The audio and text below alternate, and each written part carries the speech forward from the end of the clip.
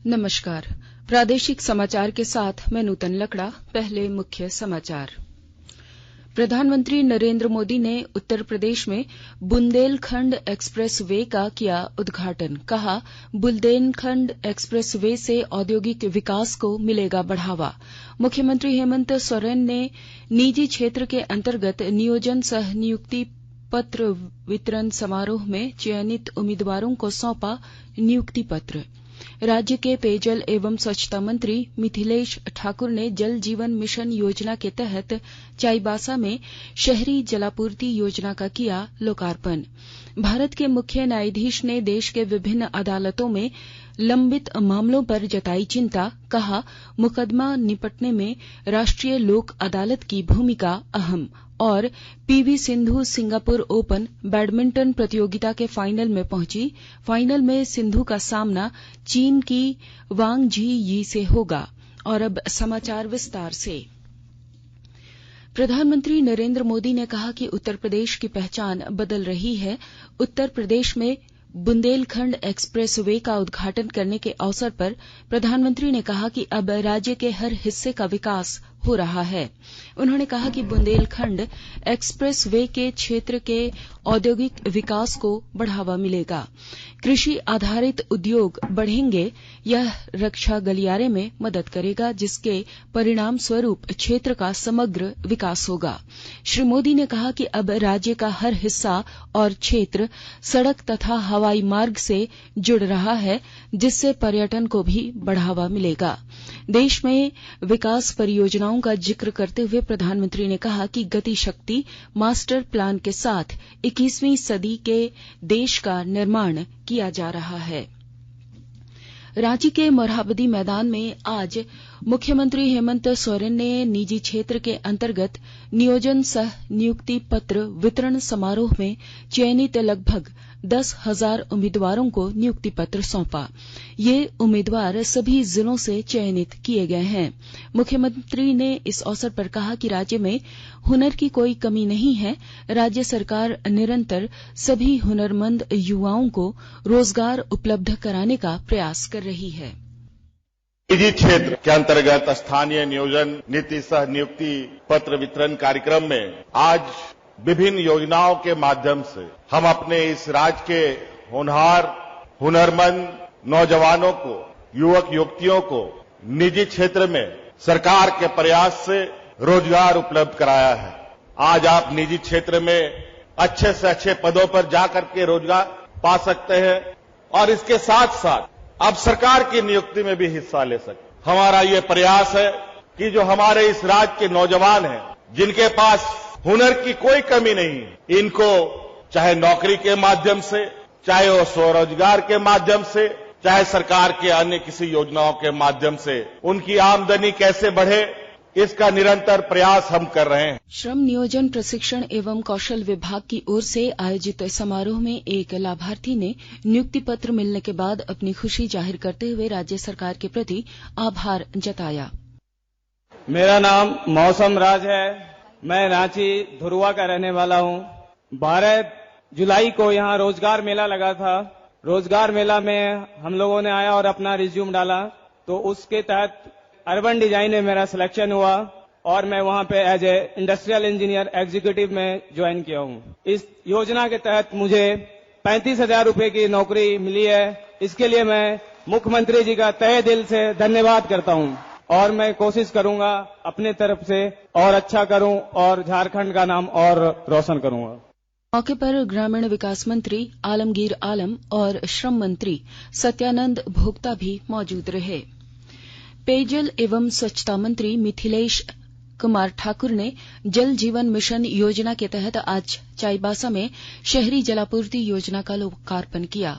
इस योजना से शहर के 21 वार्डों का 17,000 घरों में शुद्ध पेयजल की आपूर्ति की जाएगी। मंत्री मिथिलेश ठाकुर ने कहा कि चाईबासा के लोगों का आज सपना साकार हुआ।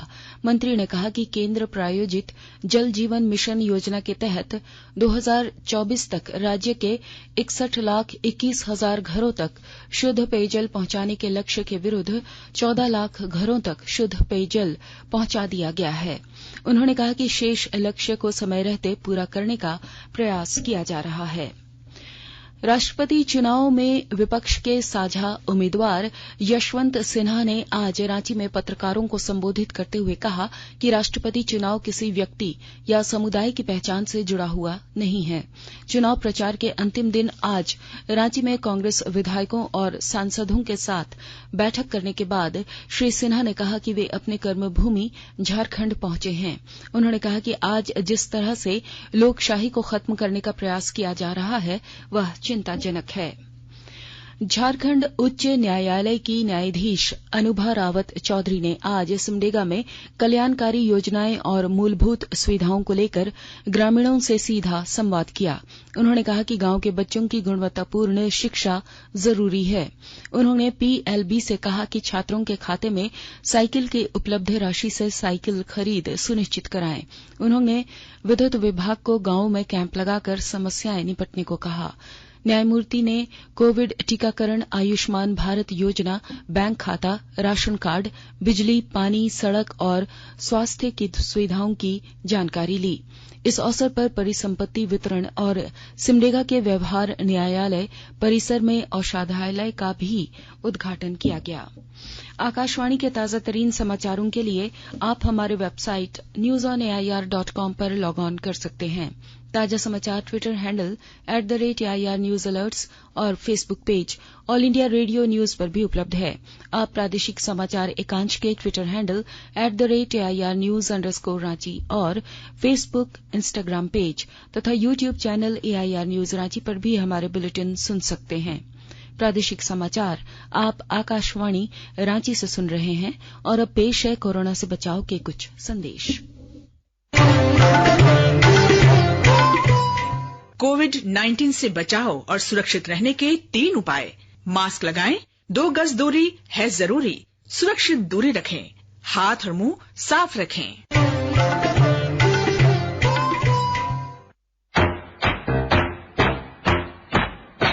चलो मिलकर एक शुरुआत करें, चलो एक फैसला आज करें, मास्क नहीं तो टोकेंगे, कोरोना को रोकेंगे, चलो एक वादा करते हैं, चलो एक वादा करते हैं, मास्क नहीं तो टोकेंगे, कोरोना को रोकेंगे।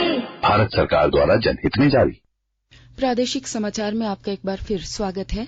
भारत के प्रधान न्यायाधीश एनवी रमन ने देश के विभिन्न न्यायालयों में लंबित मामलों पर चिंता व्यक्त की है। आज जयपुर में 18वें अखिल भारतीय विधिक सेवा प्राधिकरण सम्मेलन का उद्घाटन करते हुए न्यायमूर्ति रमन्ना ने कहा कि देश में मुकदमे निपटने में राष्ट्रीय लोक अदालतों ने अहम भूमिका निभाई है। इस दौरान श्री रमन्ना ने न्यायालयों की बुनियादी व्यवस्था मजबूत करने तथा जजों के रिक्त पदों को भरने पर जोर दिया। इस अवसर पर केंद्रीय विधि और न्याय मंत्री किरण रिजिजू ने कहा कि देश की अदालतों में 5 करोड़ मामले लंबित हैं और अदालतों में मामलों का बोझ कम करने के हर संभव उपाय किए जाने चाहिए। उन्होंने न्यायपालिका में स्थानीय भाषा के महत्व पर भी जोर दिया। श्री रिजिजू ने कहा कि सरकार पुराने और अनुपयोगी कानूनों को समाप्त करने की दिशा में काम कर रही है। 18 जुलाई से शुरू होने वाले संसद के मानसून सत्र में प्रेस और पत्र पत्रिका पंजीकरण विधेयक 2022 को पेश करने के लिए सूचीबद्ध किया गया है। मौजूदा प्रेस और पुस्तक पंजीकरण अधिनियम 1867 के स्थान पर यह विधेयक लाया जा रहा है। इस विधेयक का उद्देश्य 8 मझोले और छोटे प्रकाशकों के लिए मौजूदा अधिनियम की प्रक्रियाओं को सरल बनाना और प्रेस की स्वतंत्रता के मूल्यों को बनाए रखना है। विनोबा भावे विश्वविद्यालय के कुलपति डॉक्टर मुकुल नारायण देव ने परिसर में प्लास्टिक का उपयोग पूरी तरह बंद करने और जागरूकता अभियान चलाने का निर्देश दिया है। उन्होंने बैठक के दौरान सभी विभागों को इस पर अमल करने को कहा। श्री देव ने कहा कि विद्यार्थियों की सुविधा के लिए ऑनलाइन फॉर्म भरने के लिए परीक्षा भवन में विशेष व्यवस्था की जाएगी। कैंपस में 3 कंपोस्ट स्टॉल रखे जाने का भी निर्णय लिया गया है, जिसे शीघ्र ही क्रियान्वित किया जाएगा। केंद्रीय संस्कृति और सूचना तथा प्रसारण मंत्रालय की ओर से 22 जुलाई से हर घर तिरंगा कार्यक्रम शुरू किया जा रहा है। आजादी का अमृत महोत्सव के तहत देशवासियों में देशभक्ति की भावना जागृत करने और राष्ट्रीय ध्वजा को सम्मान प्रदान करने के उद्देश्य से यह कार्यक्रम शुरू किया जा रहा है। अब हर घर की छत पर शान से फहरेगा तिरंगा, गुनगुनाए जाएंगे नव विकास के गीत, आन बान शान का प्रतीक राष्ट्रध्वज तिरंगा। आइए आजादी के अमृत महोत्सव के पावन अवसर पर इस स्वाधीनता दिवस हर घर फहराते हैं तिरंगा और लेते हैं भव्य और सशक्त भारत के निर्माण का संकल्प। आइए हर घर फहराएं तिरंगा।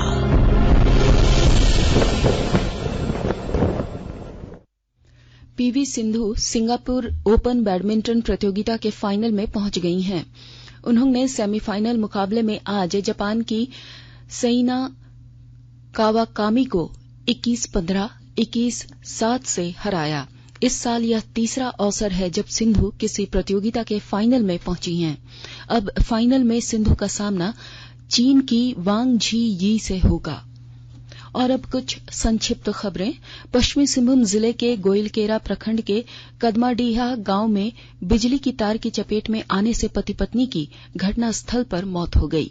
प्रतिबंधित नक्सली संगठन झारखंड जनमुक्ति परिषद जेजेएमपी के सब जोनल कमांडर संजय प्रजापति ने आज पुलिस के समक्ष आत्मसमर्पण कर दिया। इस दौरान पलामू प्रक्षेत्र के पुलिस उप महानिरीक्षक राजकुमार लकड़ा ने आत्मसमर्पण नीति के तहत दी जाने वाली इनाम की राशि प्रदान की।